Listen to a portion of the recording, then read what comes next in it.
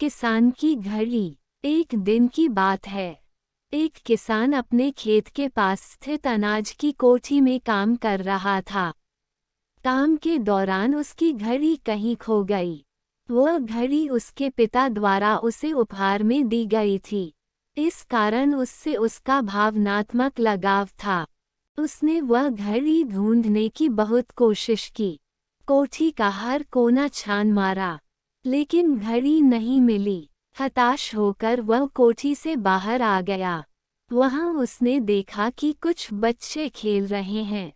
उसने बच्चों को पास बुलाकर उन्हें अपने पिता की घड़ी खोजने का काम सौंपा।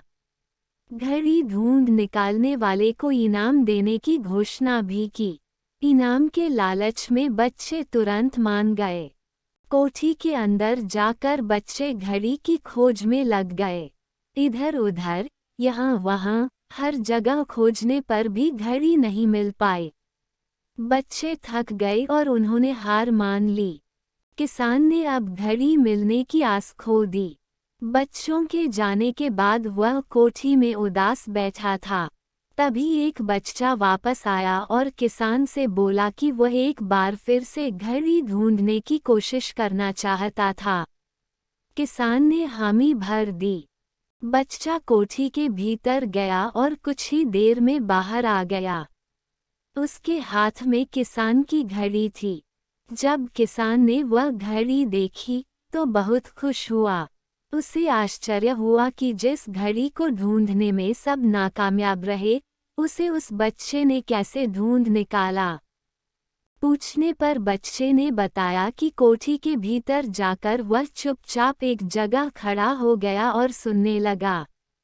शांति में उसे घड़ी की टिक टिक की आवाज़ सुनाई पड़ी और उस आवाज़ की दिशा में खोजने पर उसे वह घड़ी मिल गई। किसान ने बच्चे को शाबाशी दी और इनाम देकर विदा किया। सीख: शांति हमारे मन और मस्तिष्क को एकाग्र करती है और यह एकाग्र मन स्थिति जीवन की दिशा निर्धारित करने में सहायक है। इसलिए दिन भर में कुछ समय हमें अवश्य निकलना चाहिए, जब हम शांति से बैठकर मनन कर सकें। अन्यथा शोरगुल भरी इस दुनिया में हम उलझ कर रह जाएंगे। हम कभी न खुद को जान पाएंगे न अपने मन को। बस दुनिया की भेड़ चाल में चलते चले जाएंगे।